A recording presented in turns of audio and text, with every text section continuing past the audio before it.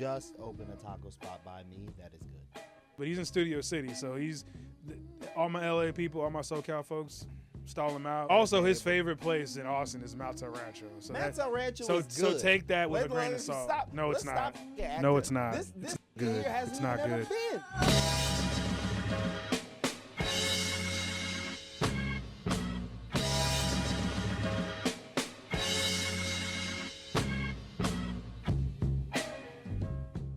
This is Everybody Got a Podcast, but everybody don't need a mic. I am your host, Vic James. Frock Boyz, technically part 2, but we've chopped it up a few times now. Stand-up comedian, AP entertainment reporter, but my friend, Jordan Hicks, fresh off the Golden Globes. Jordan Hicks, everybody, welcome him to the podcast. Frock Boyz in the building tonight. Yep. That was a really bad Jay-Z impression. Hey man, I'm not Jay Farrow. I don't do impressions. That's not my It's lane. not your bag. That's not my lane. It's not your comedic lane. Hell no. Appreciate you being back, man. Thank you, man. I appreciate you having me in the fancy welcome, set. Welcome To to the new set, man. This is a shout out to Austin Public. We're at their facility. First episode, we're getting a chance to do here.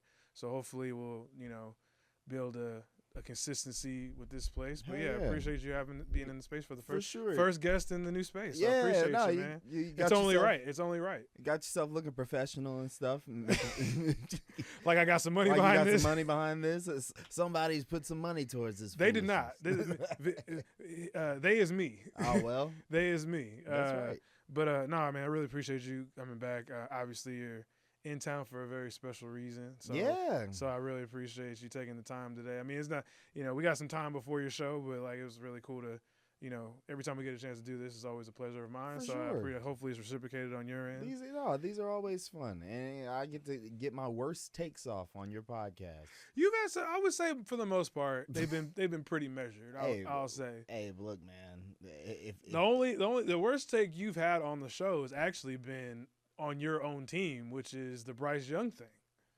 Yeah, I guess that was I was lukewarm in my take. I would say, you were maybe posing the question more so, but there was something behind the question that was being posed. Like you already know, like intention is what matters, right? Like sure. And I felt like when you were like, we'll see if a guy who's as big as me. Look, man, you were not optimistic. The first time you said that on the podcast. The second time you said it on the podcast, it was definitely a lot more optimism behind it. That was a valid concern, and my questions haven't even really been answered. But I guess we'll get. They've been subdued. Yeah, I guess they've been pushed down a little bit.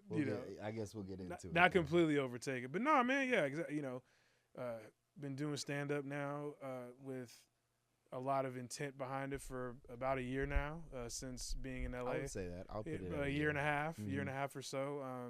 When you moved to LA, you were still trying to get your feet wet and stuff. But then pretty much like within the first 4 or 5 months of you living there, you were like, let me get into this stand-up thing for real. You started doing that in Austin, so it's actually kind of a full circle moment. Yeah. So like you started doing stand-up, doing open mics and things in Austin, but now you're back to do a show, man. So I just want to say congratulations on that, man, being back in town for a specific reason, not just to visit, but to also get these jokes off. I appreciate that, man. And yeah, like you remember when I was here, I did the Austin's Funniest Reporter thing just because I wanted to get my feet and won it. You won it. Yeah, you won. No, I was with little to no preparation. that was the day that I just kind of got up there and winged it. I had some jokes, but it was just like I don't know, but it worked and I won, and it just made me want to do it some more. And being out here with the job that I had, I didn't really get out as much as I wanted to. But then when they fired my ass, I was like, well, I might as well, go all in on it. So you got eased out the door. I wouldn't say fired. Yeah, I got fired. They was like, you want to stay for this BS? And I was like, you gonna pay me? They said, nah. I was like, all right.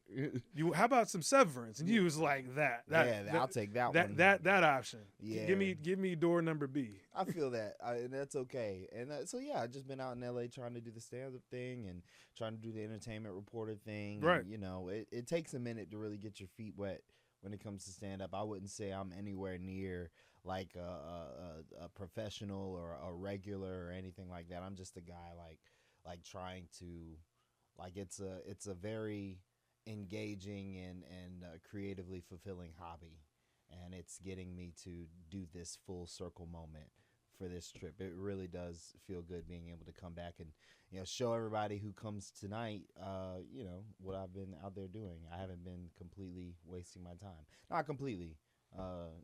Most of the time has been wasted.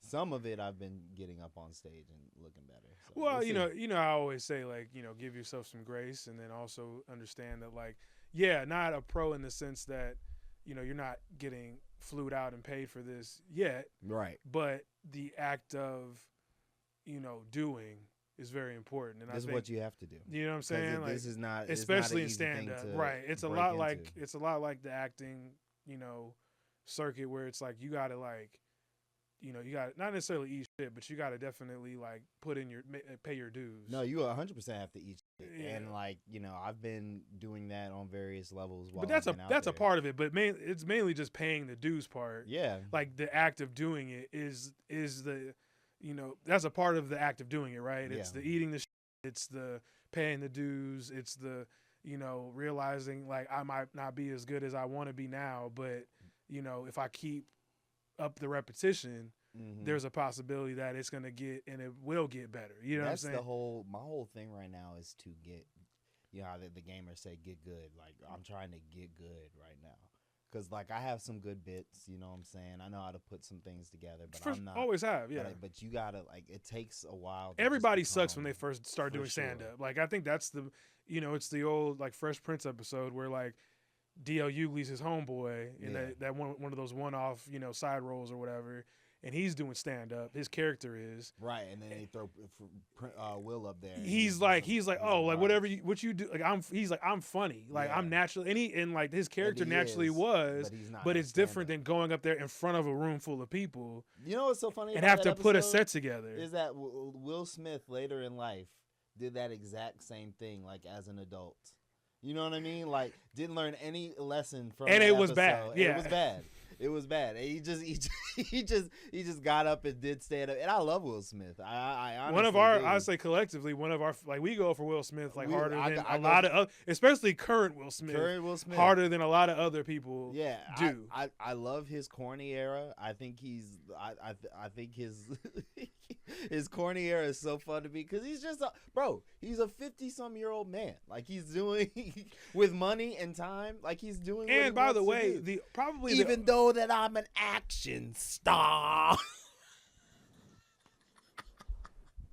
Like, leave my dude alone, bro. He's having fun. And if you want to take it a step further, probably the only black person who could, and again, he slapped a black person, but, like, for him to go, right, but, like, he's probably the only person that, like, could do that and still walk away relatively and still do other bad things, like, not in the sense of, like, maybe morally. What's the other bad thing you did? I mean, just, like, producing bad content, like, oh yeah, like his music and like all those things. Again, no one's gonna, like, put Will him Smith. away from Will that. Smith, you're never gonna see this, but I love all of it, like, just because of the sense He did have that one song because you're doing it, like, it's just funny, like, he doesn't have to do anything, right, but he still continues to do and produce content that, like, no one's asking for, and he's just like, and people will at least show up for it. Exactly. You know what I'm saying? And he's like, you know what? Don't care. Yeah. And I love a sense of. I can't call it humility because it's not that. I don't even think of it as arrogance necessarily. I just think of it as, like, just literally a legit I don't give a fuckness to it. That is just I admire. Right. And I think, but obviously, amassing being a 500 millionaire, whatever he is, it elicits to, like, he doesn't have to care about what the masses think. But when you're in a creative medium, that's still, like, hard to just be like, I'm just gonna release it, and he's still doing it, and it's bad, but it's like, it's fine. Yeah, it's cool. I mean, it's not like T.I., like, that's my bar tonight. If I can clear the T.I. comedy special bar. Yeah, the fact they get a special. Well, he probably produced it himself, but so T.I. is going through what. But every stand-up comic has to go through is, like, you just, like I said earlier, you got to go up in front of people and be bad. But the thing is like T.I. already has money and access, so he gets to be bad, like, in front of arenas full of people. You know what I'm saying? And act like it's good actually. Sure. And it's frustrating, but it's T.I. It's T.I. So there's levels to things, right? There's levels to but things. Also too, from what I understand of it as well, like that he actually does do the smaller venues. He as does. well. He does. Like he does like the small clubs and all those things. But he's touring when he's doing. Like, you know what I'm saying? Like he's Yeah. on like actual, like he's doing those venues with like notable comics in rooms that like. Sure, he's not just open micing it to be in. Yeah. Yeah. Like. I'll sell my firstborn child to be in. That's what I'm saying. Like he gets to be bad, but just like in front of people, masses. And you know, more power to him. Like I would do the same thing. I'm trying to become like I'm doing the dual tracks, like trying to be an entertainment reporter and stuff. And if like I become a host before I become a comic, I'm gonna pay to be in those rooms too. Like, Absolutely. Who wouldn't? Absolutely. Who wouldn't? Well, first of all, it's like you already know. Like I feel how I feel. How talented you are. Thank you. But it's one of those things like if you need a nudge, whatever that looks like, who's not gonna do that, right? For like, sure. And especially if you are in a situation where you have money and access to things, yeah. Like, would I love to see T.I. be like, nah, I'm gonna do it this way because other comics do it that way. That'd be dope. But like, what would T.I. look like going to just, you know, the UCB open mic with the weirdos from the classes coming right? up and I think doing their class material and T.I. is just in the back. And I think there's a certain degree of like he's too famous to do that. Just from a standpoint of that, it's gonna step on the other people that are doing the open mic in anyway, like altruistically doing the open mic. Now here's what I will say, and I guess I don't know if you count this person to be on T.I.'s level, but like the bigger comics, or maybe there's a level of comic where you can still get away with it. What I'm trying to say is I did an open mic one time and Damon Wayans Jr. was there. Okay. And he started off the open. Obviously, they were like, you can start the mic off and you can have as much time as you want because obviously you're Damon Wayans Jr. Because people do that. But yeah, and he was just at a random mic in the city working out material, and it was cool to be there with him. But I was also kind of like, wow, it's another guy we go up for. Yeah, ridiculously. Man, he was just here. Justice for that show. Daddy's house. Oh, Papa's house. Man. Yeah, justice for Papa's house. Man, I was there at the taping. The fact that they I love that show, man. That was a good show. You know, yeah, I love that show. I thought it was one of those like. We had talked about that before. Like they finally got them together. And then they couldn't. They were scared to go through that like early sitcom. Yes, the life. Yeah, it's just like that. Because they had people on the show as well that were like those first couple seasons aren't gonna go up like every time. You gotta let word. You gotta let it come out. The Abbott Elementaries of the world are like a dime a dozen, but I also feel like they let Abbott grow. I feel like there was like ABC had a conscious like plan in place. To like, but again, I think that show came out like gangbusters though. Yeah, ABC versus CBS though. That's a thing. Like that's a definite thing. And it's also and then the single cam sitcom isn't as popular nowadays. Not nearly as much. Like it's a mockumentary. Like I wonder how that show would have gone if they shot it like they shot Blackish. Kind of like a mockumentary style. Well, no, but just like if they shot like multicam, just straight multicam, and they shot it like Blackish instead of shooting it like how they shoot probably normal but CBS, I don't think it really does a lot of multicams unless it's drama. Yeah, I don't think they have a lot of. Big Bang was Big Bang was a regular sitcom. It was single cam. Yeah, it was a regular sitcom. So I think that's CBS. So I think they just naturally have a comedy plan for their being single cam instead of because I think George and Mindy's first marriage is multicam and so was Young Sheldon. Yeah. So to your point, they have. Yeah, the first marriage show is going to be a regular sitcom. Is that sitcom? Yeah, okay. But Young Sheldon was multicam. Was multicam. There you go. Okay, I knew one of them was for sure. But yeah, that gets us into our first segment. Okay. Starting five, which is where we ask our guests some quick hitters to kind of set the tone let's do it. For the rest of the episode. So keep them brief, maybe one word answers kind of thing. But but real quick, kind of fire off. We'll probably get derailed anyway, but who cares? First question, since you're back in Austin, what do you miss the most about Austin, man? The food. Okay. The food, and this is going to be controversial. Yeah, we've already kind of talked about this. I've told you this, bro. They just opened a taco spot by me that is good. And it's my first good tacos that I've had since being there. And I know that you like. I don't know if I've actually tried the ones that you've suggested yet. I don't think you have actually. No, I don't think so. But the ones that have moved like have just been opened. mid?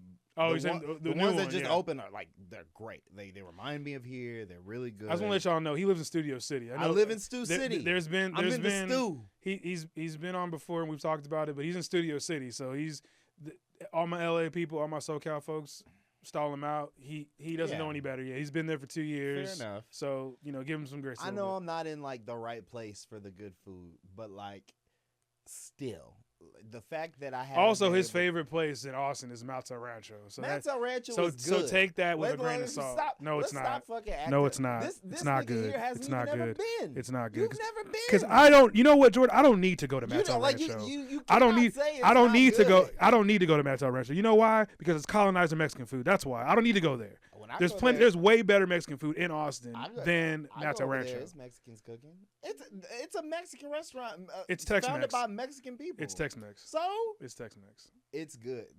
This man's tripping. It's good. Just because white people are at the front and go. You ask anybody from Austin if they go to Mountain Rancho, they do not. I've asked plenty of people and they do go. All right.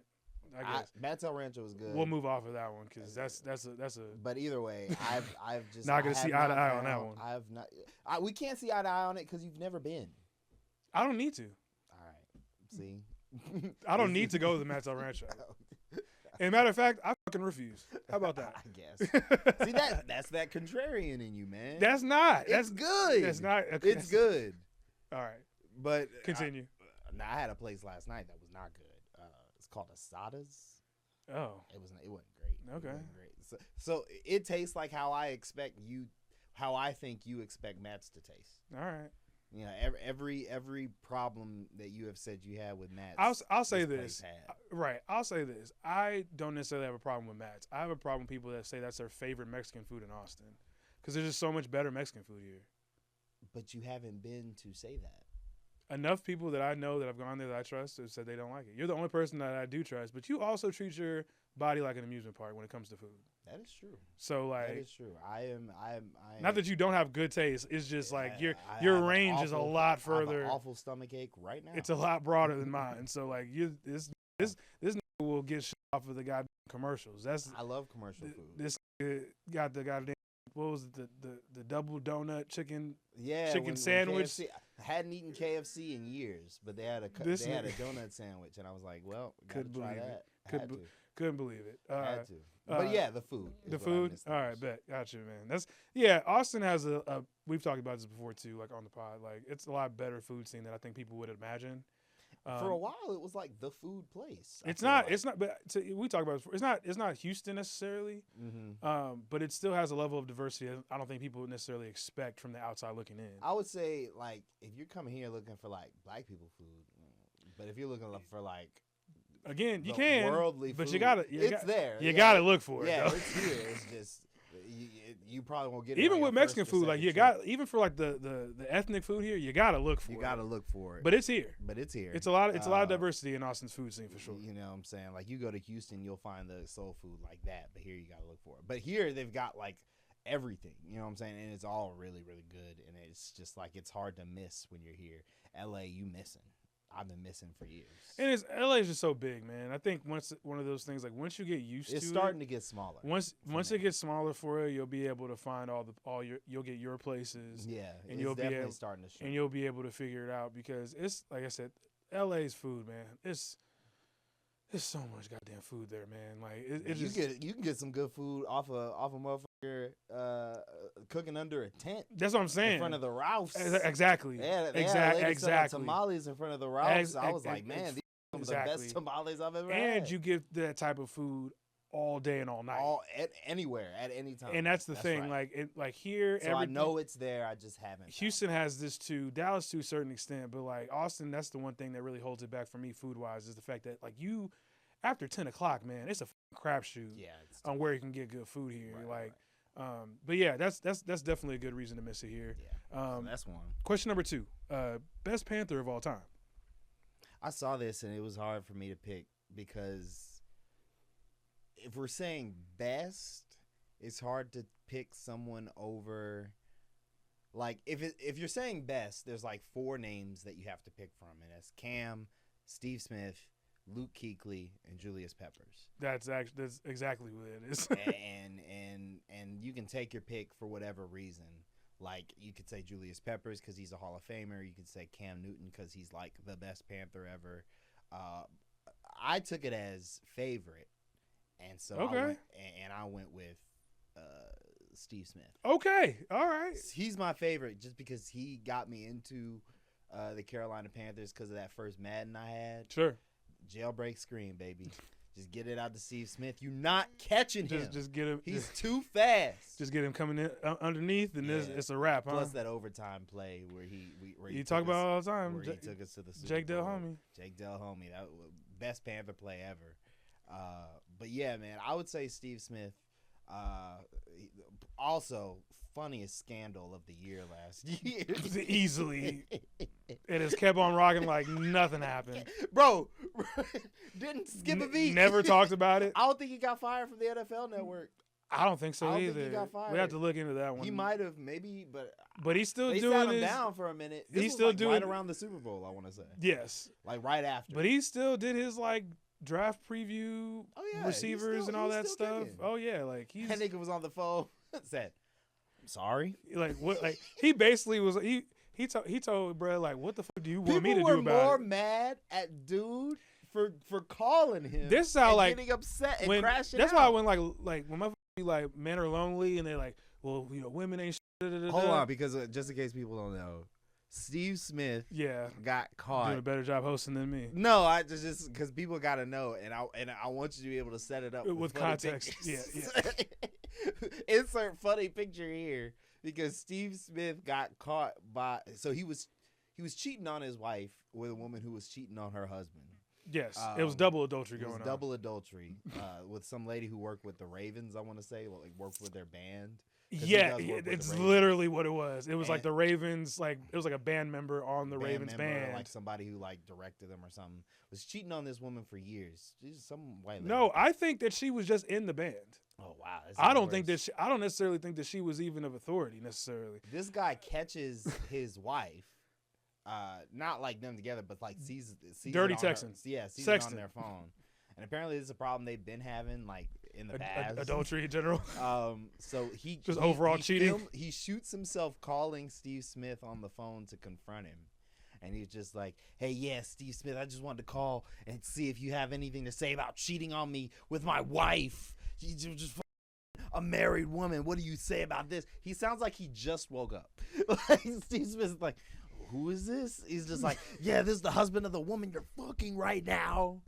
And he just is quiet for a long time. And then after a while, he just says, I'm sorry. That's all you say. That's all you got to say. You were supposed to be a man. That's all you've got to say. He posts this conversation, posts their text messages where his wife is talking about, yeah, my husband doesn't please me right. I need that big long D, daddy. I'm like, and everybody's like, why would you post this? Why would you? Why would you expose yourself? He posted pictures of this nigga Steve Smith sending his wife nudes, smiling in the camera. Full frame. Full frame. Like a real like adult nude. Like this nigga. And this is one of those things. This is one of those niggas cheat. Men cheat in the most hilarious ways because why the fuck would you send nudes of yourself when you are married also with your first of all, that's bad form in general. Like sending dick pics and nudes is already bad form. Sending dick pics and nudes with your full body in them, smiling like it's and a your school face, picture. That is bad form of the highest degree. So shout out to Steve. Your favorite player of all time. Favorite Panther. Favorite Panther of all time. Number 3. Favorite thing about LA so far. Oh man.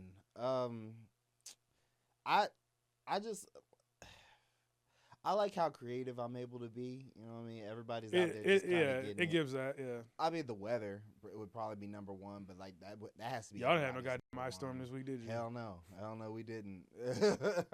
we was out there chilling. The worst, like it rained for a good little bit for the last month. It was doing a lot of raining, and it got us out of a drought for the first time in years. Right. Other than that, though, excellent. Excellent weather. I love that I can do anything at any time of the year. All right. Number 4, favorite red carpet so far. Probably my favorite red carpet would have to be. I had the most fun at the Globes, even though I wasn't asking questions. I was just like on the carpet, but it was Just the vibes. The vibes. It was the most busy carpet. I saw the most like amount of people, and the way the AP does it is I was like the fashion cam, so I was like live the whole time while they were doing their platform show, which is cool because I got to see how they do their platform show. I plan on being on their platform show soon, hopefully next year, if things go the way that I hope for them to go. Yeah, man. Because they want. I mean, they want. That's dope. I mean, look, no, they want to do more on camera stuff, and by then, hopefully, they'll have hired me, and if you'll be in house, yeah. If I'm in house by then, they've got to use me for what what I'm saying I can do. But it was so fun because not only did I see all of those people, but just the way that it was set up, the photographers, like still photographers, were on the other side. So I got caught in a lot of pictures. Yeah, man. Stupid. Like you'll probably you'll post them like it's just me in the background. It wasn't a lot pictures. Of you just straight up like mouth open. Like I was in the back of that Landria picture looking like, holy smokes, that's a Landria. I mean, hey, but Landria. But I was in all of them though, just kind of looking goofy. Like Maya's just like, you look in all these pictures. So I like that happened. Yeah. Probably also this wasn't my favorite movie, but the one that I got to talk to Eddie Murphy. Yeah, was man. Really cool. Made him laugh. At the presser. Keke Palmer was there and all that stuff. Just being able to do that in general was so cool. Yeah, man. Yeah, that's dope. Those are two really good ones. And like, I think the Golden Globes, I could definitely understand like the energy just being like palpable. Yeah, it was like you could just feel it. You know, awesome. That's dope. Awesome. Last one. What are you most excited about in 2026? I think, obviously, I'm getting married. I'm getting married in a month. I'm getting married in a month. So, shout out Big Maya.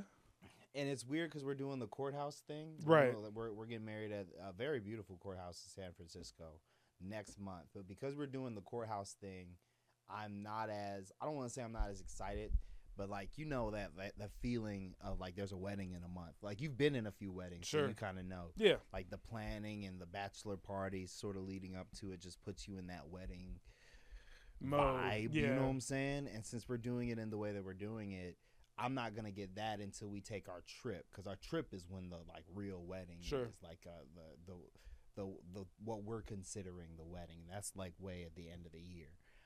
So that's what I'm really excited about, is us going and doing that trip. We're going to Africa for like 3 weeks. Yeah, man. Gonna be cool.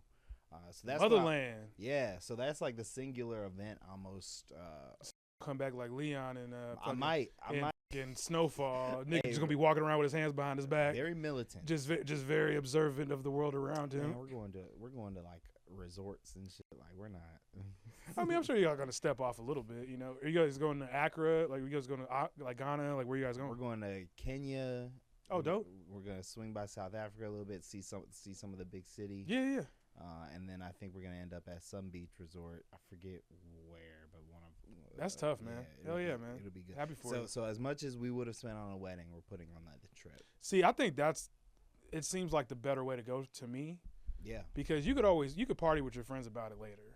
That's what we're doing. Yeah. Exactly. We'll have a reception like at the end of the trip, but it's gonna be back in Louisiana, back in the country.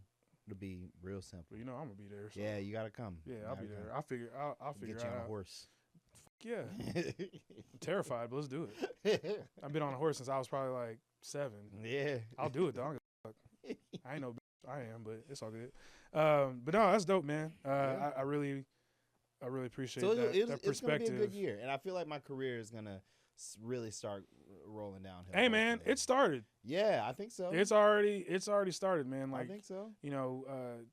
Just so we'll get into this a little bit later, but yeah, Jordan right now, he's he does contract work for the AP, but he's gotten a consistent reel out of doing the red carpets and doing the entertainment reporting out there, which is what he set out to do in the business in general. So just again, like I'm always gonna tell you, give yourself that space to understand that, like, hey man, like from even doing the stuff that you were doing at Spectrum and now like you're, it's coming full circle even in that regard too, man. So like again, I know you felt like a champion when you made Eddie Murphy laugh. Oh, absolutely. When I saw that shit on your social media, I was like, yeah, that's yeah. my crowning achievement right now. Hell yeah. And you made the goat laugh, and it might always be. You know what I mean? So it's gonna be, take the wins where you can, right? I will.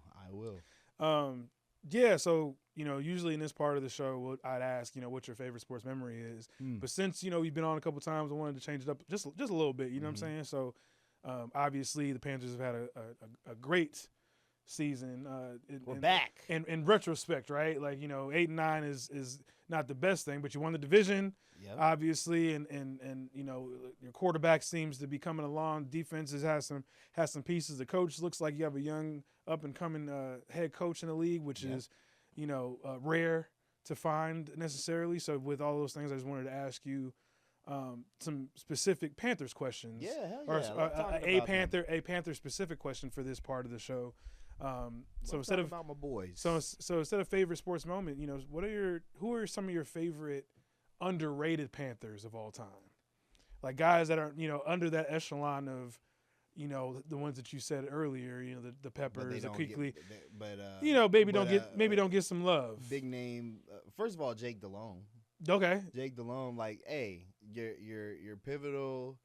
He is the poster boy of like the franchise quarterback who's not gonna be like that. No one wanted. No one wanted. You know what I'm saying? Like we got him. I forget where he was. I want to say he was with the Saints. I think he was with Cleveland. With something like that. I think he might have gone to Cleveland after y'all. Actually, I can't remember. It might have been like the Jaguars or somebody like that. It was somewhere in the South. Either way, put together a really good career as a Carolina Panther. Got us to our first Super Bowl. You know what I'm saying? Was a very solid franchise quarterback. Middle of the road. Probably was never a top 10 QB, but like.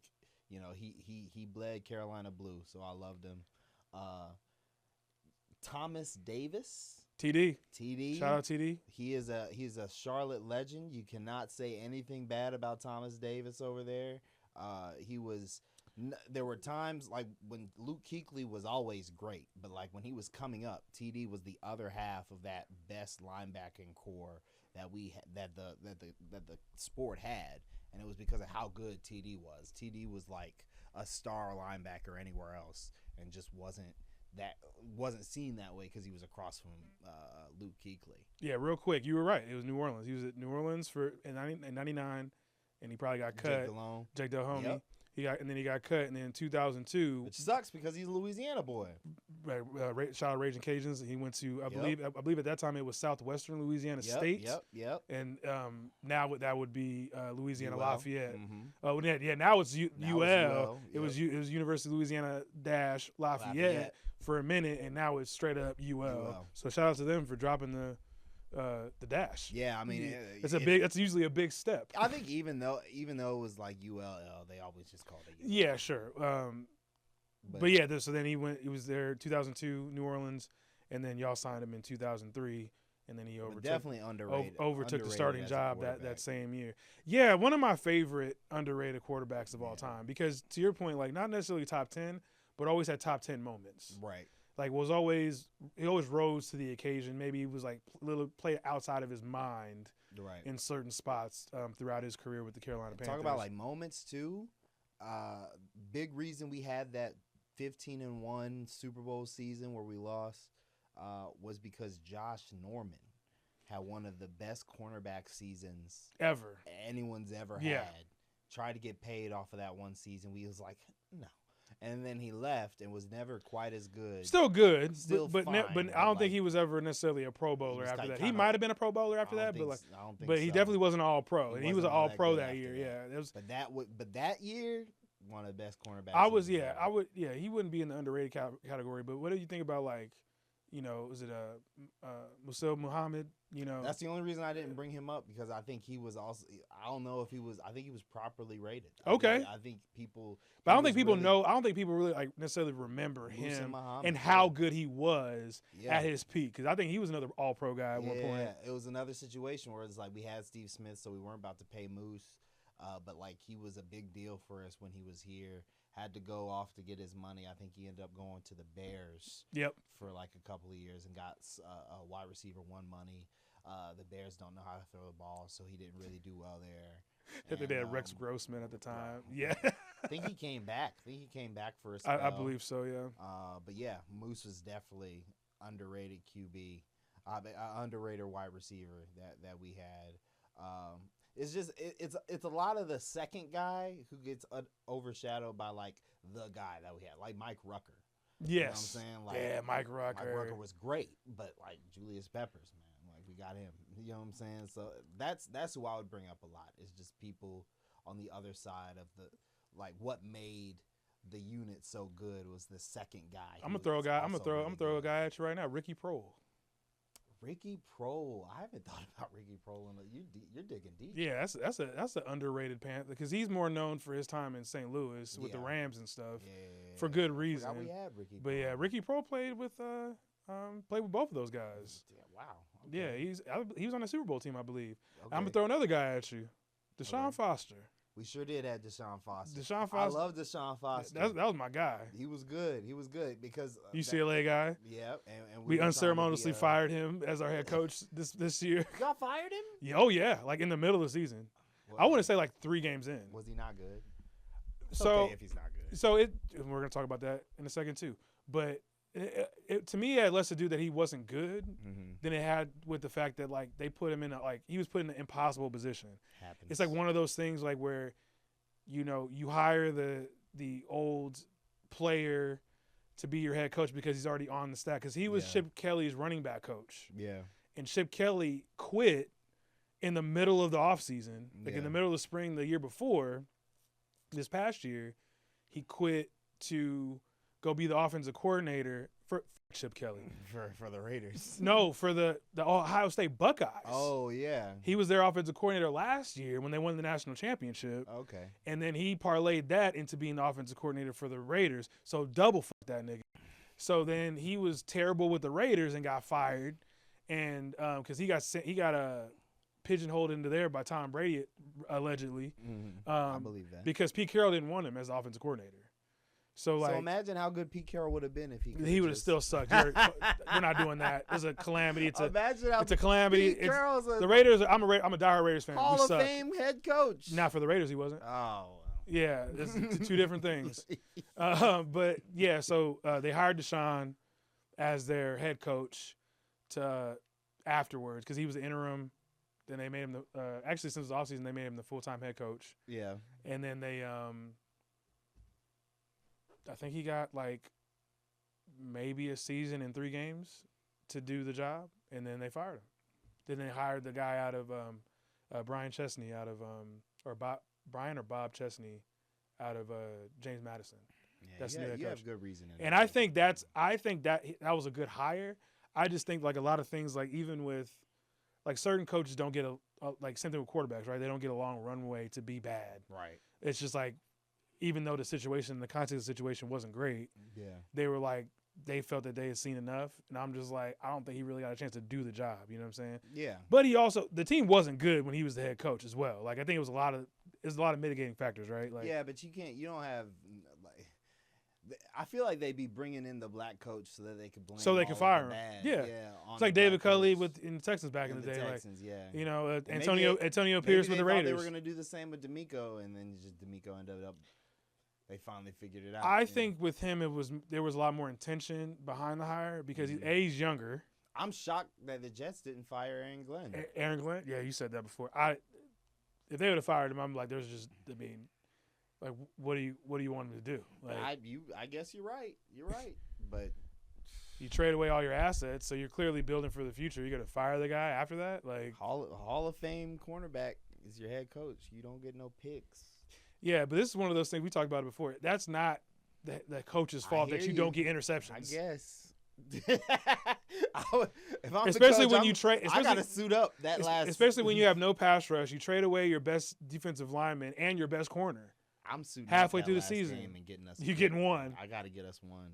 Yeah, interceptions are that's one of those things that the public puts a lot more emphasis on than not getting any PBUs give me a jersey, bro. Not any PBUs or like to me is the the worst thing about the Jets is they got no pass rush. True. They like had no. I don't even think they had like hurries and shit. Like they were like motherfuckers just back there just like la la la. You know what I mean? Like, and I think that's one of those. I hated that. But yeah, Deshaun Foster's another underrated guy that I always liked for y'all. Kevin Green, who was a little bit before your time, but he was also like, because he's a Hall of Famer, but he's a Hall of Famer because he played for the like Packers and stuff. Like he's not a Hall of Famer because he played for y'all, but he's on your first playoff team. Ryan Khalil. Ryan Khalil. I haven't heard that name in a minute. That's a good one. Because he was just, you appreciate people like that when your O-line starts going to shit. And those couple of years, our O-line was bad. I was like, man, Ryan Khalil. We got somebody over here. Just anybody. Yeah. DJ Moore. DJ Moore had you don't think so? I think he's adequately rated. Yeah, I think he's adequately rated. I hate that we got rid of him. I still wish you we had had to him, though. but like, yeah, you had to. Those turned into things that you needed, so it made sense. Arguably, I went back and looked not too long ago to see what DJ Moore turned into. Obviously, Bryce. I mean, that was for Bryce, right? So yeah, I believe so. I think that pick ended up turning into Bryce. And those other picks that we gave him, it's just like, yeah, I guess, none of those big stupid trades we made after Cam left turned into anything really good. Like the C-Mac trade, the Brian Burns trade, we didn't get anything really good from any of those. We're just we had the wrong people picking, man. We had a bad organization. Hey, we're good now. Hey, man, we're turning it around. Those people are out the building. Talk about it. But yeah, it feels like a good spot to like take our first break. So we'll take our first break. We'll get into some more Panther stuff on the other side. Stay with us. Thanks for staying with us. This is Everybody Got a Podcast with our boy Jordan Hicks. Frock Boyz Part 2, man. Thanks Frock again. Boyz in the building tonight. He does that every time I say that. It kind of elicits like you do that every time I say Frock Boyz. You know what I mean? So I'm not even mad about it. Yeah, thanks again, man, for jumping in with us. We were talking about Panthers stuff. Because someone's got to talk about them. Yeah. People don't. That's the thing about us, man. Small market. People aren't. It's a small market, and when we're bad, like people don't pay attention at all. I would even go to say like, if you're good, no one really pays attention to y'all at all. We can't be mid. We have to be really good. Like we got to be really good. Can't be okay. No, like people before people talk about us, we've got to be like really good. Like they're talking about Tampa Bay. They'll talk about Tampa Bay when they're okay. They'll talk about they won a Super Bowl. They've won a couple. Fair. Same with and Atlanta's a bigger market. Yes. So they'll talk about them when they're bad. And it's just culturally, it's Atlanta. New Orleans, they'll ignore until they start getting good. But like with us, until we're like really good, we don't get any national media attention. Yeah, I think y'all have the Saints have like they've been a bad franchise syndrome for that. Yeah. Y'all is expansion syndrome.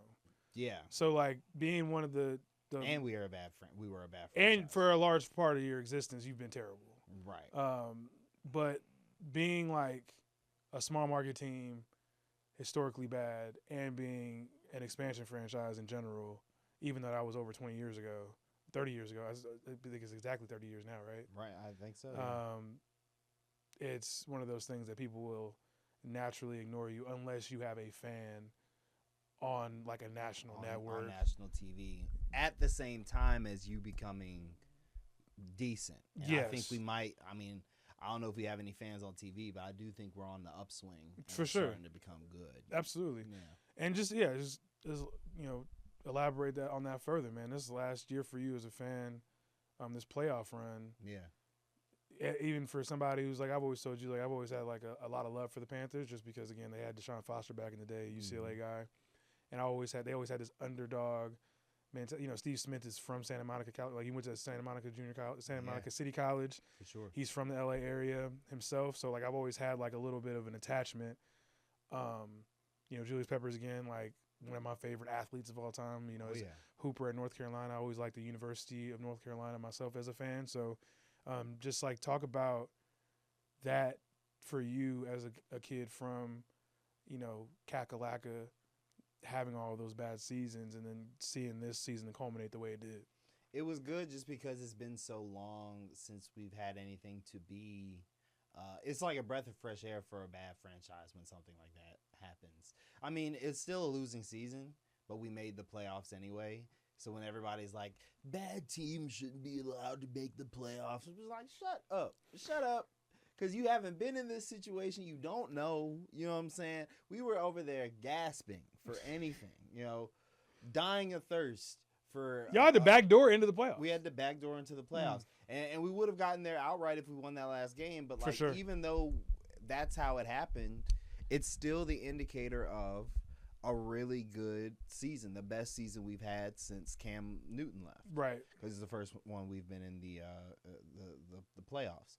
It gives you hope. It gives you hope that your quarterback that you gave so much up for might be worth all that you gave up for him. It gives you hope for the future because it's like you see the way they played this year and you can see that getting better. You can see the steps that I guess he's not rookie anymore, but our young head coach has taken, our quarterback has taken, that group has taken. And now you see people, like we're talking about national media attention, you see people paying attention. Because, I mean, bro, you know how, like, your first rookie year, especially as a quarterback, will follow you, right? Which is why it's the reason why everyone's looking at C.J. Stroud like, what happened? He was supposed to be the next Peyton Manning. You know what I'm saying? But, like, he's starting to regress because he had that really good first season. Well, people wrote Bryce Young off because he had a really bad first season.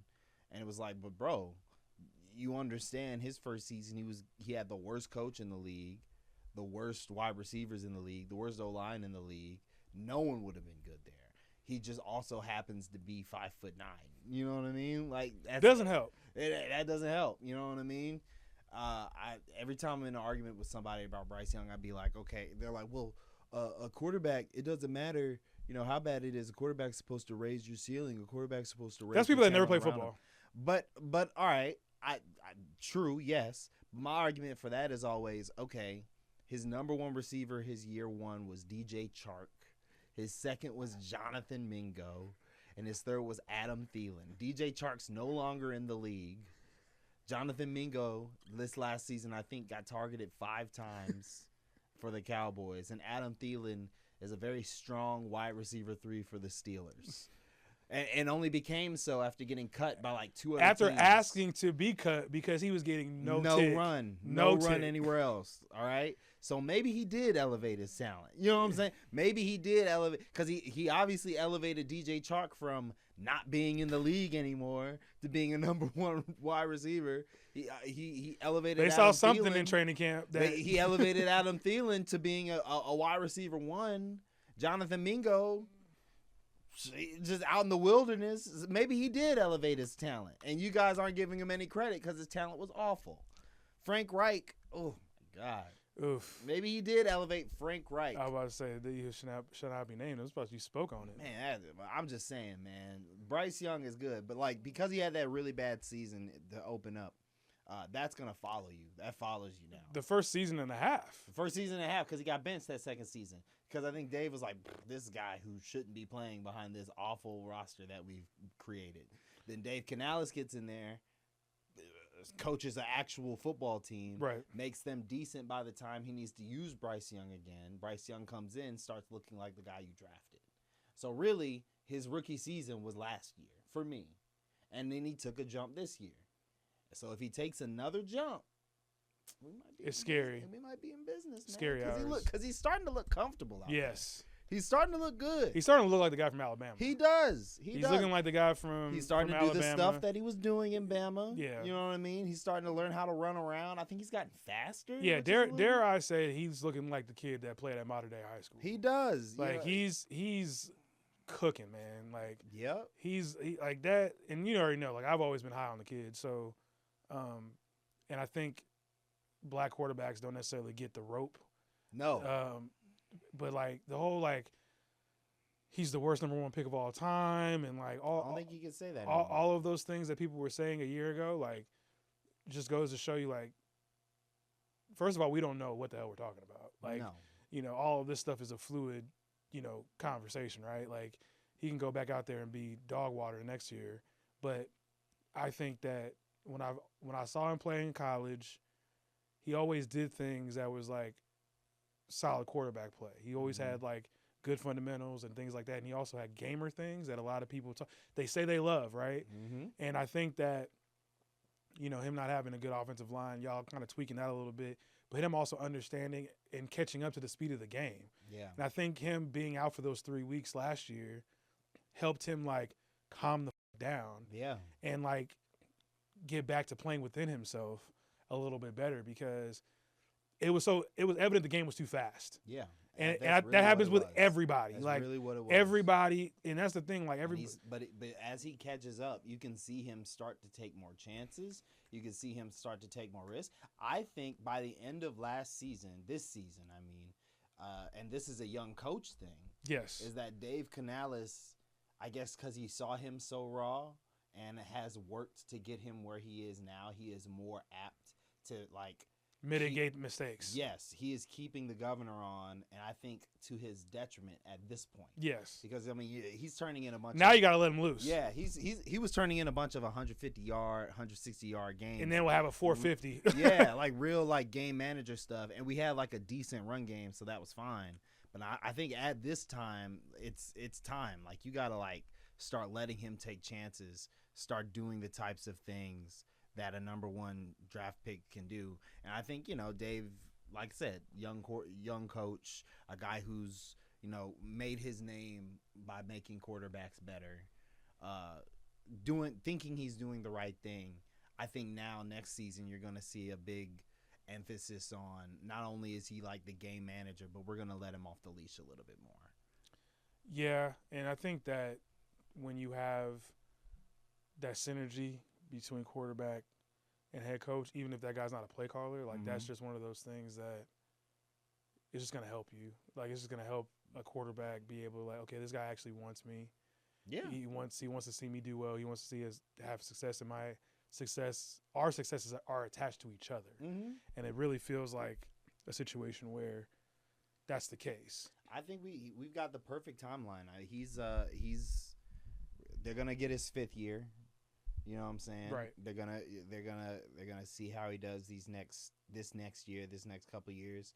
Everybody's if you get his 5th year, you're gonna have to pay him after the 5th year. And if you ask me, that's one of them good problems. You know what I'm saying? Because if we're ending up having to pay him after the 5th year, that means he's been doing really well. That means he's been chucking the ball, and he looks like a franchise QB to the point that he deserves that kind of money. You know what I'm saying?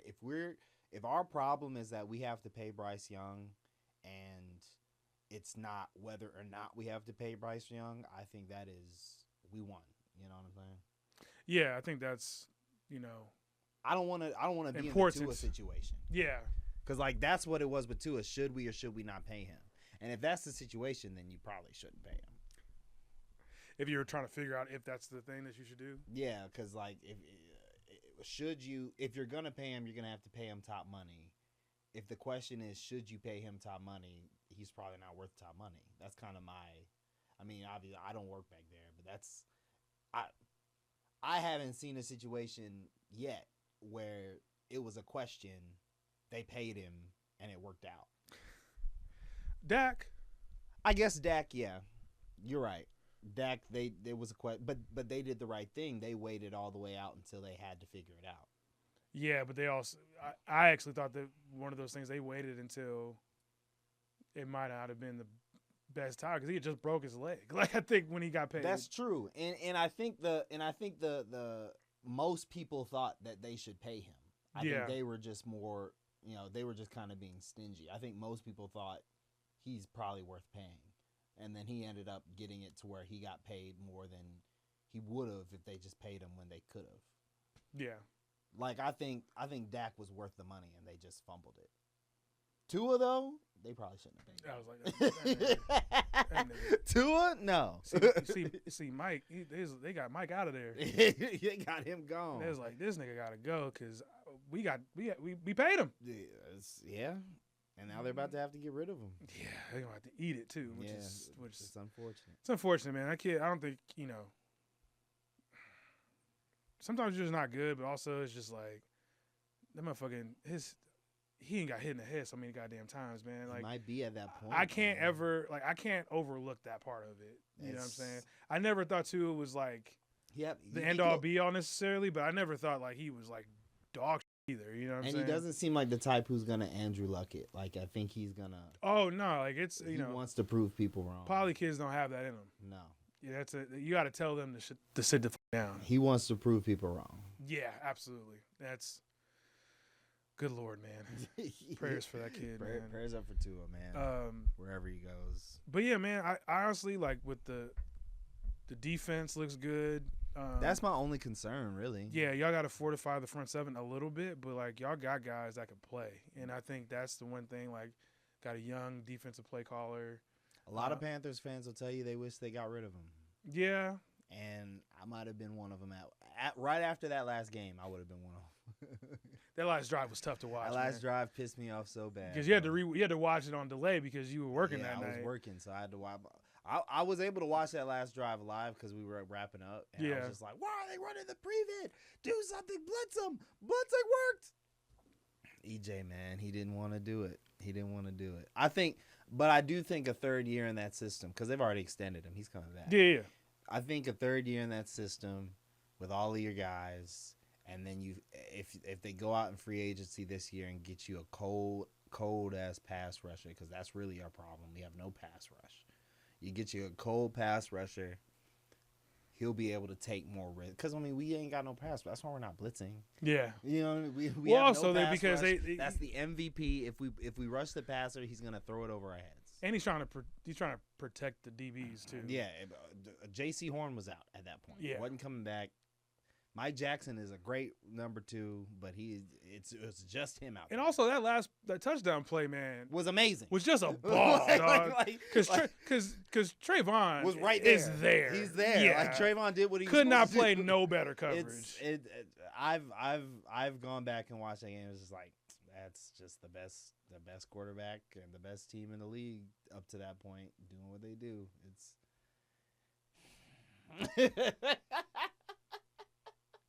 It's just one of those things, gotta brother. Cope, bro. Yeah, gotta cope. It was good.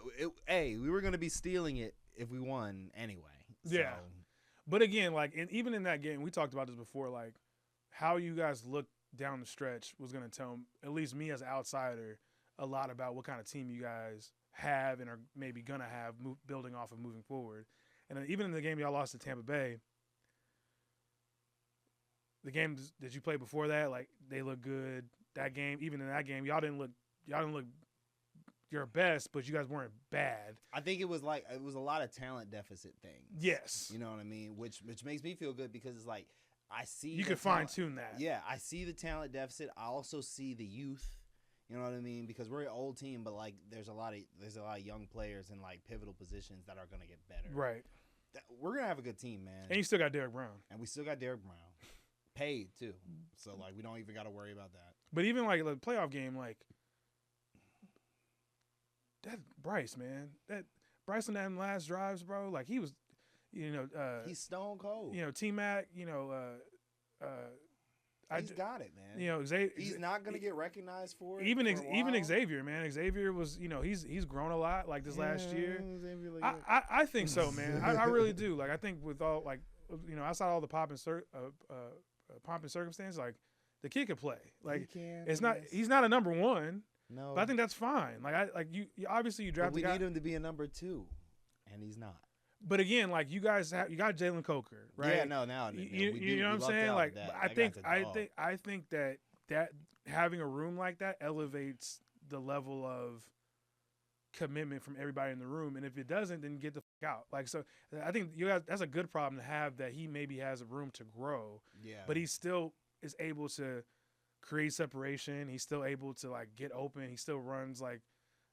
Not the best routes, but he still runs like routes. So he's still has like he's still able to do things on time to where they can get him fast, strong. We got a bunch of big, fast, strong. But he's able to like. But see, T-Mac is a surgeon. Yeah, that guy is. Jalen's a surgeon. Those guys are surgeons. They like even T-Mac be glide. He's not skating. Super fast, but he's gliding. That boy be floating out there. And he's so strong. He's just so strong. I see it, man. I can see it. Like he reminds me a lot of the slant merchant. What was his name? Mike Thomas. Mike Thomas. He reminds me of like a better Mike Thomas. Which I would say, y'all motherfuckers try to run slants all the time in the NFL. Right. When motherfuckers waiting in there on you, knowing that you about to run them. Yeah. It's probably easier now. But when Mike Thomas was first starting, that's never easy. Them dudes trying to kill you, and that's why like Mike Evans, I used to always get on him for saying he was like, oh well, I run. Okay, you run down the sideline. I like Mike Evans. Man. I do like Mike Evans, but I just think that's corny. Like you're good. That. You're already. I think he always felt. I think he does. Well, I think Mike Evans is who. What's that boy who used to play for the Chargers? Keenan Allen. Mike Evans still does. Keenan Allen thinks he is. Keenan Allen is good, but he's not. You don't think he's Mike Thomas? He's not Mike Evans, no. Oh, Mike Evans. Yeah, I think Mike Evans, like. I mean, yeah, that's definitely true. But I think he's also like one of the best route runners at the. I don't think Keenan Allen's bad. I don't think Mike Evans can do what Keenan Allen does. I'll say that. No, he's not nearly as good of a route runner as Keenan Allen is. That's a fact. Mike Evans is a big, strong. I guess I'm talking about pedigree. Absolutely. Yeah. Yeah. Oh, yeah. 1,000%. Yeah. I think that, but if you're asking me today, I mean, not today, obviously, but if you're asking me which receiver I'd rather have, it'd probably been Keenan Allen. That's real. Just because of the type of receiver he is. Now, if you ask me, like, who has had the better career, Mike Evans. Yeah. Like, it's not even close. Yeah. You know what I'm saying? Like, I have a lot of respect for Mike Evans. I just think that there's things that other receivers do that, like, because even to add on to that, Devontae Adams doesn't have nearly the career that Mike Evans is, but I take Devontae Adams over Mike Evans just because I like the way he plays the position. Like it's a subjective thing. I think all three of them end up in the Hall of Fame at some point. You think Keenan Allen's gonna be in the Hall of Fame? Not first ballot. I think Devontae. Well, then 50. Devontae and Mike. Yeah, maybe. like Devontae will be maybe like first or second. Maybe second. Definitely not second. First. Devontae's not gonna be a first ballot Hall of Famer. Mike Evans will though, right? Oh yeah. All those 1,000-yard seasons. The 1,000-yard season. First ballot is like that's you got to be the guy. Fair. And I don't think he's ever been the quote unquote best receiver in the league. I don't think he's. But he's always hovered around top 3, top 4. Yeah, absolutely. Like, in his prime. But I think first ballot is like you won a bunch of Super Bowls, or B you were just all like a bunch of all pros. Like your first team all pro. Julio Jones is a first ballot Hall of Famer? No, I don't think so. All right.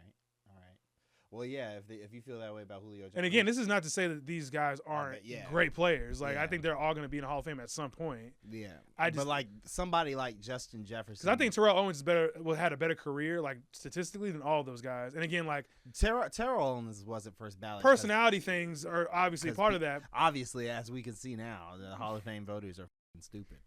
That's why he wasn't first ballot. Did you hear what they said about Bill Belichick? We're gonna sidetrack with this. Super sidetrack. Before we take another break, like we gotta talk about this. You see what they said about Bill Belichick? The reason why allegedly he's because of the cheating, huh? Yeah. Cheaters never win. I mean, they do. I think this is ridiculous, but you were gonna have to get punished for that at some point. Yes. He never got punished. He never got punished for that. Like they fined him. Okay. I think he lost a draft pick too, or whatever. All right, who cares? Whatever. You got Tom Brady. He never got punished for that. Tom Brady got punished for their cheating for like 4 games. He got suspended for like 4 games. Yeah. Bill Belichick. It took an act of Congress, though.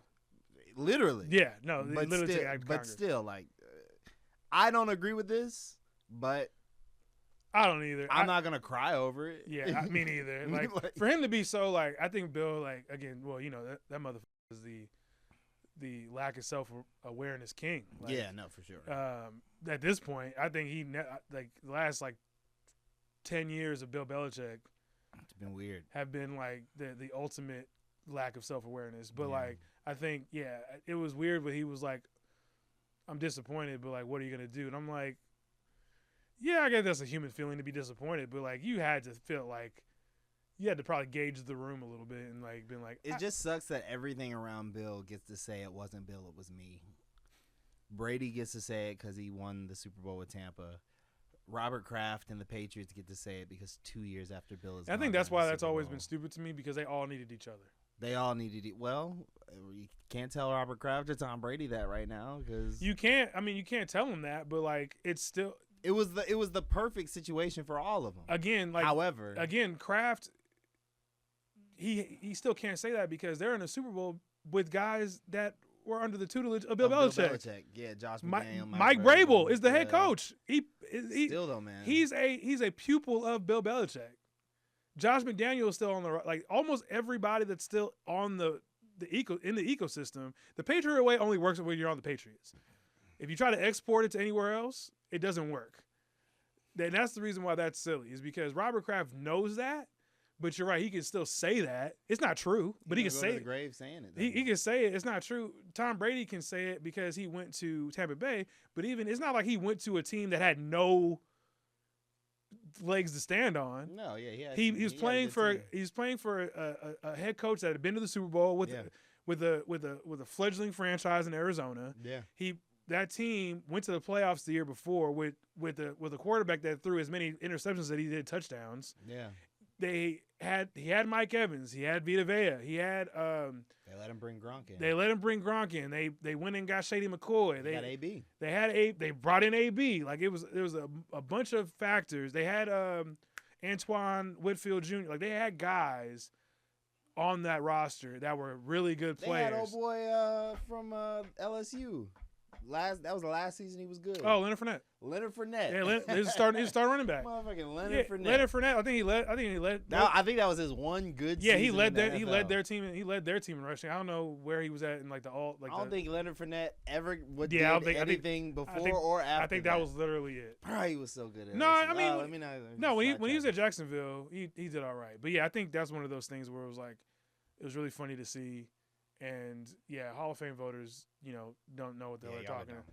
Don't know what the hell they're doing. But thank you for punishing this man. Yeah, I love it. I'm not gonna weep on it, at all. But again, when we get together, it gets off the rails a little bit. But yeah, it does. We'll take a couple more breaks, but we'll take another break here right now, and then we'll get into your red carpet life, man. Your life as an AP entertainment reporter. So, thank y'all for listening to Everybody Got a Podcast. Stay with us. Bam. Welcome back to Everybody Got a Podcast. Thanks for staying with us. Here chilling with our boy, Jordan Hicks. Frock Boyz Part 2 again. Frock Boyz in the building tonight. Every time I say it. Was it Hovey's home? Yeah. Louie, baby. Yeah. One of the better, movie soundtrack albums. Okay. American Gangster. Oh yeah. Yeah. That's up there. For sure. It's easily top 10. It's probably top 5 though. Okay. Yeah. Yeah, that's up there. That's a really good soundtrack because I think Jay-Z did the whole album. It's like one of those. Like there's like Kendrick did Black Panther. Well, it just went like Jay-Z. Jay-Z just did all of American I think Gangster. He did. Yeah. I'm thinking about it. Yeah. Because I Know with Pharrell's on there. That's right. Blue Magic's on there. They did they brought back a Blueprint, the Ain't No Love in the Heart of the City, which is on the Blueprint Volume 2, I believe. Perfect. Hey, get that soundtrack right. Pulling up.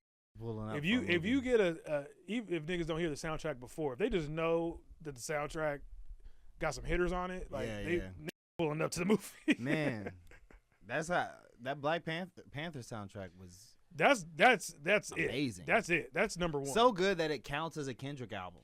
Yes, absolutely. Like people count it as not only a Kendrick album, a TDE album. A TDE album, yeah. Because everybody's on it. Right. So that's easily number one as far as damn. Yeah. That's wild. It's wild how good that soundtrack. Yeah, that's easily number one as far as Black Panther film album soundtrack. Was so good. Yeah, that's that album. To your point, that album's so good. I don't even consider that a soundtrack. It's just an album. It's just a fucking album. And the fact that Brian Coogler had the wherewithal to be like, nah, that's what I want. I want my niggas to do. It was smart. It was a smart move. But yeah, just piggybacking off of that, man. You've been doing the work for the AP for a little while now. You've been on some really cool red carpets, and you've been able to flex that journalism muscle in the way that you've always imagined yourself to be doing so. Just kind of give us the lay of the land of what it's been like for you to get to this point where you're, covering these, titans of industry, so to speak. It's really cool, man. I'm trying to obviously become a better interviewer. show my face around the city long enough to where the people who are working these carpets with me know me. And then, like, I'm sending out my reels to people. They're like, oh, that's that guy. And you'll be surprised to know that there's not that many people out there one-man banding it. There's a lot of people who are bringing their I mean, obviously they're moving towards it and all that, but like usually when you see a one-man band out there, you don't see like how we used to do with the big cameras and stuff. Sure. And then, you see like these social media producers doing their stuff on their phone, which there's nothing wrong with that, but I think there's value in being able to do it all. You know what I'm saying? Right. So I'm definitely leveraging my local news talents that got me to the anchor desk and stuff like that out there in the same way.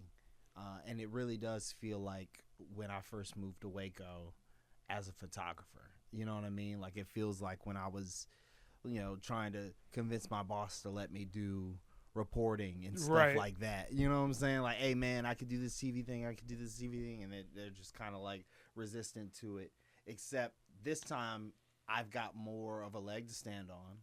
And the stakes feel bigger because it's definitely like what I want to do. You know what I'm saying? Like it's every time I'm out there on that carpet, I'm like, yeah, this is it. You know what I'm saying? I chopped it up with Kevin Frazier one time off of ET. Yeah.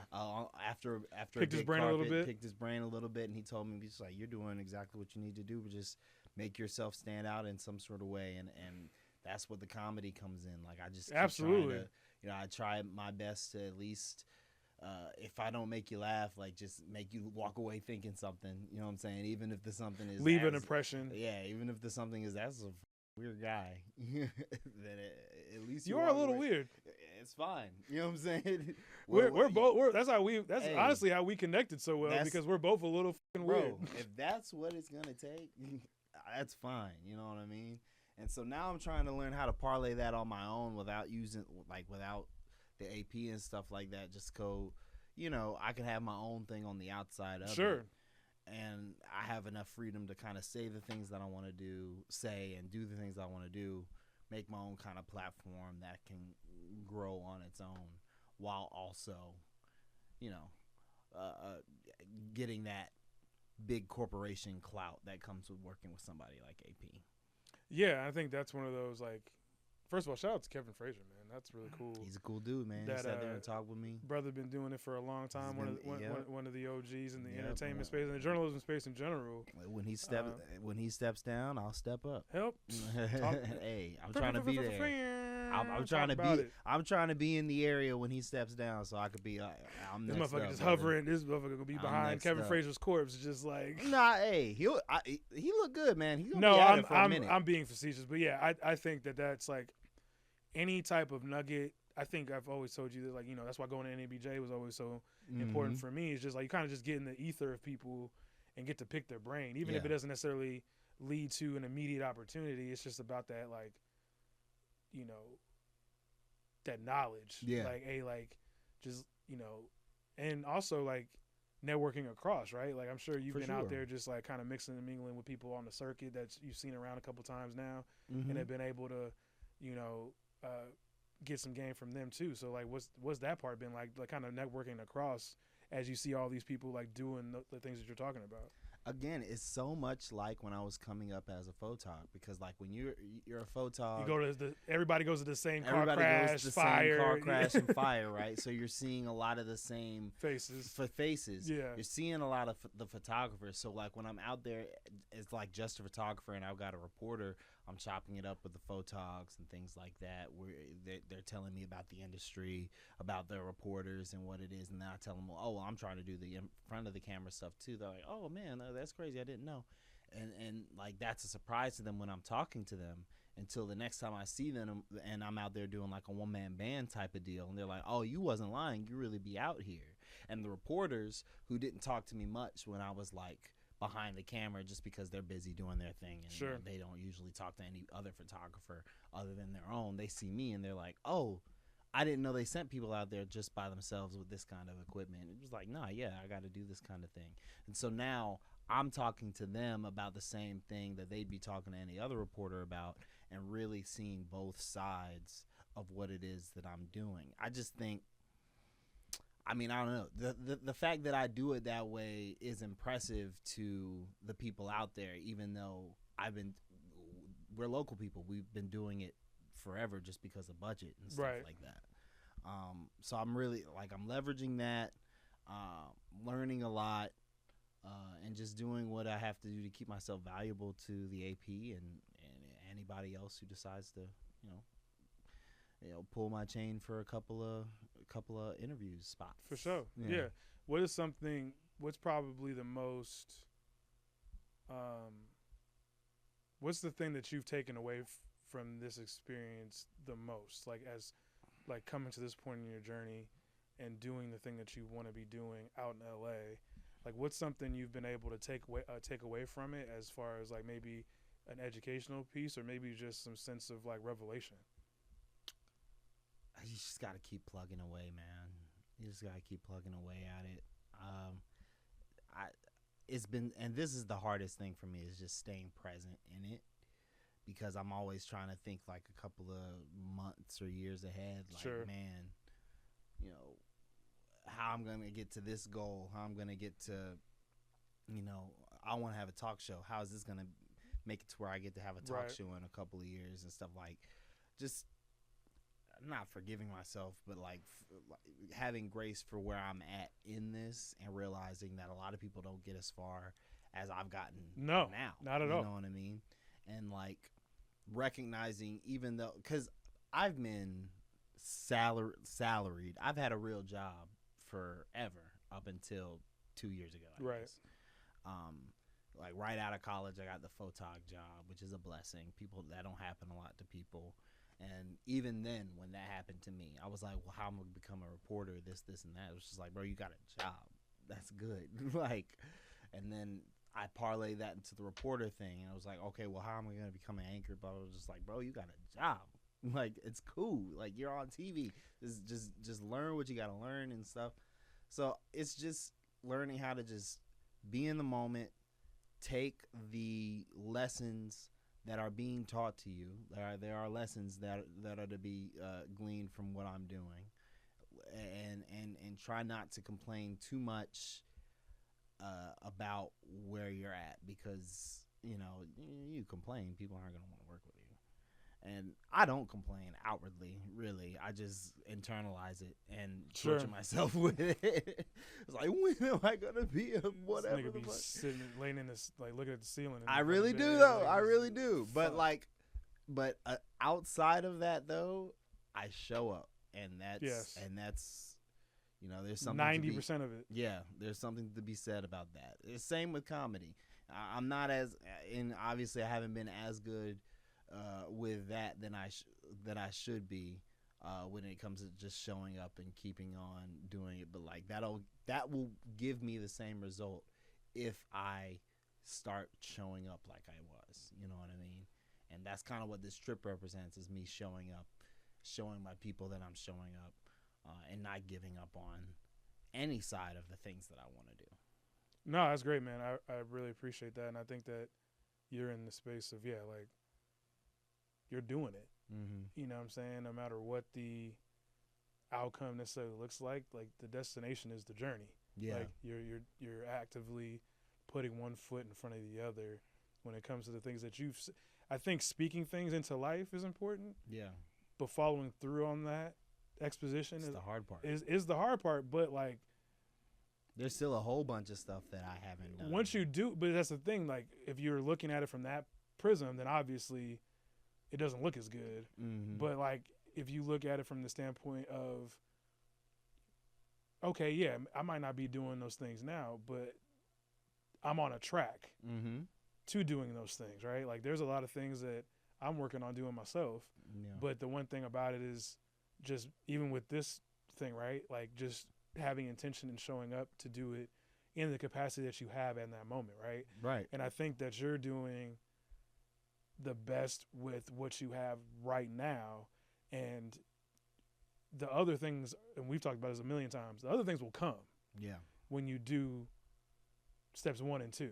Yeah. Like, so as always, I'm going to tell you before we go to our last break, keep doing what you're doing, man. Like you're on the road. Like look at where you're at now compared to when you first got to LA.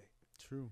That's true. Like things are already like Maya tells me that all the time. The Megan, shout out Big Maya. Like that's because it's true. It's look how far you from when you first got to LA from when you were at Spectrum. Look at what you were doing at Spectrum that from when you started at Spectrum, and look at what you were doing in Wake. You know what I mean? Like all of these things have led you to meet the moment, and you're meeting the moment. Right. So just give yourself that grace, and my challenge to you is to be grounded in the fact that like, damn, I was just at the Golden Globes. I was working, getting paid to be there. I was there. You know what I'm saying? So I was getting paid to be there. You know what I'm saying? So that's the challenge I give to you. And as I say that, like we already talked about, what your favorite part about the Globes was, or like your favorite part about the role so far and all those things. But when you were there, did you have like a aha moment? Absolutely. Yeah. As soon as I walked in. You saw that big ass gold. I saw that weird big gold car that they had. I was like, what the fuck is this? But like just being there, and then like seeing the people walk by and getting the shots of them and stuff. Then really, what it really was pulling up the show that we were doing on YouTube and like watching my shots as they kind of went through. It's like, man, like a lot of people are just watching this. I'm making it happen, and so it was a cool thought, and then I just think about how it's gonna look next year when I'm like leading the show from the platform. You know what I mean? That's another thing. And look, and next year when I'm doing that, I'll probably be like, well, I'm only doing this for AP. I wish I was doing it. And I can't help that. It's just I think it's part. It's the other side of the coin when you're an ambitious person. True. Like you naturally have that level of like, need to be doing this and that. And like you have a constant checklist in your mind. Right. And so you have to intentionally combat it when like in moments, right? Like, 'cause you don't want to lose that hunger and drive. Yeah. But you have to internally, you have to be like, let me just touch grass. Like, let me just touch grass right now, because like even with my like my struggles, I've been very candid about them, like myself, and even in moments where I'm like, this is not going at all like how I thought. There are things I can take from that I'm like, I'm actually doing, with the circumstances, doing pretty well. Like really well. And you know what I'm saying? And it was like, whether it was joining of color, like getting in the nonprofit space to like hone like my marketing skills, so that way like, if the broadcasting jobs don't come like I want, I could still have another way to bake bread and then still work on my broadcasting stuff. Like, you know what I mean? Like, you have a talent. You have found a way to leverage that talent for different organizations and things like that, and still get paid for like the talent that you've cultivated over the years. That is a huge deal. Most people cannot do that. Having being able to commodify a trade is important. And, absolutely. In just life, right? And I've gotten to the point where like I've been able to at least like, and the one thing I've always had is like you already know I'm good in any room. Oh yeah. So like it was one of those like just being able to politic and network and meet with people that are doing things in creative spaces that like we weren't necessarily being a part of, being in journalism and being in broadcast, right?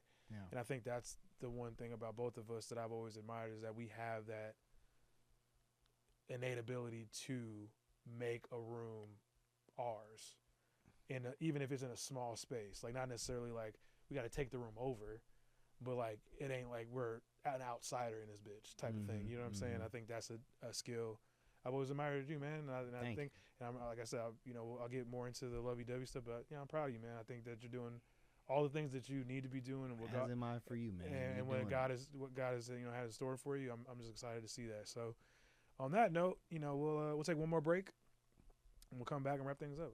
How's that sound to you? Let's do it. All right, stay with us. Welcome back to Everybody Got a Podcast with our boy Jordan Hicks. Frock Boyz. Frock Boyz in the building tonight. It's like a tick in his brain. He can't like If he doesn't do it, he probably will explode. It would have been weird if I didn't do it. But now, yeah, absolutely. But like, if I feel like even if the first time, you probably would have just spontaneously combusted. That's right.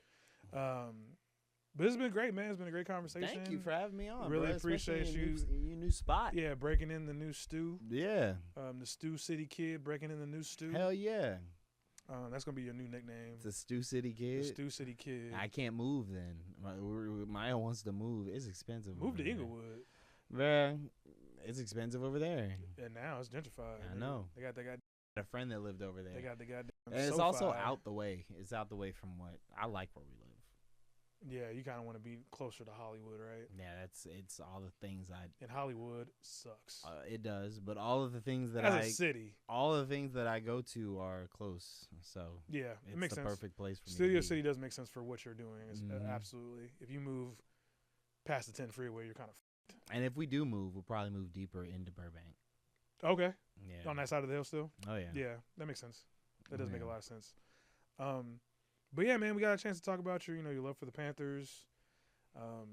Your everyone should love the Panthers, by the way. You're full. I agree. I actually will stand on that as well. It's a great underdog story. It would be the best story as just a. I mean, look at Sam Darnold now, man. I was worried that this and they have likable fans. Usually when teams that, I mean, y'all haven't gotten that good yet, but even when you guys were really good with Cam, we got a lot of like bandwagoners that. But your fans aren't insufferable, is what I'm saying. Like Drake May was at that Super Bowl. He says. Yeah, I believe that. I thought this was gonna be ain't the Panthers stupid bowl.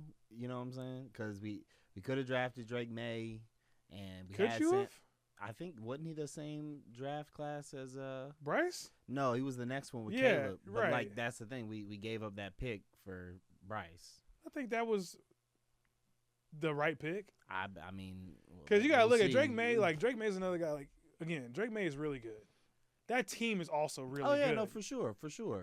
Like we don't know if Drake May is gonna continue. And the coaching was really good. I'll tell you what, he didn't look good the last 2 games. Like last 2-3 games. Yeah, no, for sure. I'm not worried about that. It's more so because of Sam. Yeah. But like again, we Matt Rule. I legitimately blocked that part of your history out of my life. I did not remember that. Awful. Till you said it just right now. Matt Rule, Scott Fitterer, there was nothing he could do. Like every time they bring it up in national media, it's like, hey, he was with the Panthers. They don't know what the hell they're doing. It was just like, but he was also bad with the Panthers, and that's not. I don't even really blame him. Like he just had a terrible coach. Yeah, but we talked about your love of the Panthers. Obviously, you doing your thing as the AP entertainment reporter. With some elevation in the works over there for that as well. Like hopefully. You getting more keys to the castle. And we just, our love of, the game really, like developing as, journos, content guys in new spaces and, how our past have elevated us. So before we go, just real quick, like, again, this could be about yourself or, about, state of events currently, like, what's something you feel like everybody should know? Something I think everybody should know. Something that I think everybody should know, as I learned this on TikTok, is that if you bring fish to them at Ralph's, they will fry it for you. They will fry the fish for you at Ralph's. And then I found out recently coming here that you could get whole seafood boils from HEB. So there's a LA thing for you and a Texas thing for you. So that is really big. That's huge. It blew my mind when I learned it. And now I'm sharing that information to you guys. Oh, my gosh. That is, usually we like that to be more of a, like, revelatory, that was a huge revelation. But when I got it, maybe more insightful than I was, bro. Than that. But tell me that's not information you can but use you for know your what? Everyday life. Functional. Absolutely. Very functional. So I will allow it. That's really keep showing up. That's what it is. Keep showing up. Okay. Just like I said in the last block, bro. Just this is really for me. You know what I'm saying? Because like I've been having a really weird past couple of weeks that this trip has really been making better. Just seeing all my old friends. And hey stuff man, like that. likewise. But really, honestly, and just like figuring out my lot in life and things like that. But like people around me are doing well because they're showing up. They're putting themselves out there and they're showing up. And I've been afraid to put myself out there in a whole multitude of ways. And I've been in my head about it, right? Without even realizing the other ways that I have put myself out there. Probably because I feel safe putting myself out there in those ways, right? So I've got to learn how to put myself out there in the ways that make me feel uncomfortable, which is like the stand-up stuff, my social media presence, things like that. But I also have to pat myself on the back because I'm doing a bunch of that a lot of people would be scared to do themselves also with this freelance work. You know what I'm saying? Talking to these celebrities. Like, I'm at the point where I'm not really even nervous doing that anymore. Mm-hmm. You know what I mean? And that's a real skill. Like, that's a real, like, thing that a lot of people have to hurdle over that I haven't. And it's cool that I haven't. And it's gotten me far. I think I'll be able to more easily put myself out there in these other ways that I'm a little bit more wary about if I give myself that props for doing that. So do that if that's a problem that you've had in your life. Pat yourself on the back for those things and put yourself out there and show up because that's the only way you'll get anywhere. You know what, man? I actually like that so much. And go to Ralph's. And go to Ralph's. I actually like that so much. I'm just not even gonna do this last segment. I think that's a perfect way to kind of there you go. To kind of move to move forward through the wrap of this podcast. Hell yeah. I just second everything you just said. Thank you. That was great. Real quick, obviously we're taping this show on January 29th. You have a show tonight. I do. But what else? What other things you got cooking for us? You got anything outside in the ether, so to speak? Yeah. PWO Premier Wrestling Online still going strong. Yeah, on yeah. Ted the Toy Collector's Twitch. If you like wrestling and foolishness, definitely come out, check us out. We commentate over people playing WWE 2K. It's a weird little Twitch thing we do, so it's fun. It's our own little wrestling promotion. We have a good time. As for me personally, by myself, I got things in the works, as in I have ideas that I need to flesh out. You need to write them down.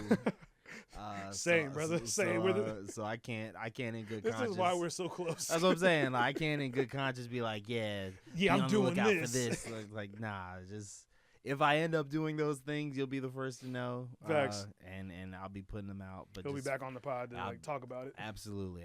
But to see those things first, go and follow me on all my social medias, J Hicks Reports, and on my website www.jhicksreport.com. Yeah, man. Again, thanks for joining us. Really appreciate you. Like, again, breaking in the new space. Hopefully I don't shame us all to hell. Yeah, with these awful jokes. Yeah, I'm about to tell. I feel like I think you're really funny, man. So I insert clip of the joke that did the best tonight here. And hey, insert this nigga putting the self brackets. This nigga put live brackets up right now. You just cut to a clip of me getting booed. This is like, get boo. This guy sucks. Oh, brother, this guy stinks. That's great. Hey, man. Nah, man. You're gonna kill it. You're gonna kill it. You already know I'm out manifesting. Power of the tongue is very mighty. Thank you. Yes. So I think you're gonna do great. Again, couldn't be prouder of you, man. I think so highly of you. I think you're one of the best men I've had the pleasure of knowing. I know you've had a lot of growth as a person since we've known each other, as have I. And, hopefully I've been able to reciprocate a lot of the energy because I feel like you've made me a better person, just somebody that could, bounce ideas off of and tell me when I'm being whack, tell me when I'm doing great, tell me when to get out of my own head about things. And you've helped me through a lot of dark times. And, I know this last year has been weird for you. It's been a little heavier for you as well in a lot of ways. But there's been a lot of things you can be very much proud of in this last couple years. And again, like, my first time seeing you since you got engaged. Congratulations again to you and Miss Maya. Maya, I love you. Thank you for everything as well. Because it's been about a year since the last time I saw you. And, yeah, well, thank you too, man. In person. Like, I was just telling my cousin last night about that. That time that we lived together while I was here was it was really meaningful that we were able to have that time together. I'm gonna tell you this, man. When we lived together from 2019 to 2022. Yeah. Through COVID. So, like, we didn't kill each other, and we still wanted to live with each other, which is a big testament to our friendship and how close we were and how close we still are. But a couple moments that, like, got me a little teary because, me and you feel things differently, right? For sure. I'm definitely more of a outward emotional person. Right. And I ain't no bitch. I'm a thug. He's more reserved, but he definitely has the capacity in the room to feel his emotions. He's just not as expressive as I am. I would say that. And when we were wrapping up, you were like, "Hey man, let's take a shot like before we leave." And like this is like to commemorate this time. And you like even gave like a little like 3-word speech, like 3-line speech or whatever about our time in the house. And then fast forward 6 months when we went to our mutual homegirl, like Constance's house for New Year's Eve, and we were like, we was outside, doing what we do, and he was like, "Hey man, I miss you," like and I was like, "Oh, I miss you too, man." 3 years together, man. It's a long time. It's a long time. So but again, like it's one of those things like you don't know the impact or effect you have on people, right? Until they tell you, or you know what I mean? Like, and I knew that like we had a good time together, but you just never know how it's being received. So I do appreciate that for sure. But again, like just congratulations on everything, man. I can't wait to see what else you have. This has been a great episode. If you guys, catch us on YouTube, Spotify, and Apple Podcasts, please like and subscribe so I can get paid, and then I could have him come on for paid content so we can both make some money. I would never charge you. No, I'm just saying just so you can get some money. Like just so you can get your own money, you know what I mean? So like you just get some brand deals out of this, you know what I'm saying? But thank y'all so much. It's been Everybody Got a Podcast. Really appreciate everybody for tuning in, and remember, everybody don't need a mic. See you next time.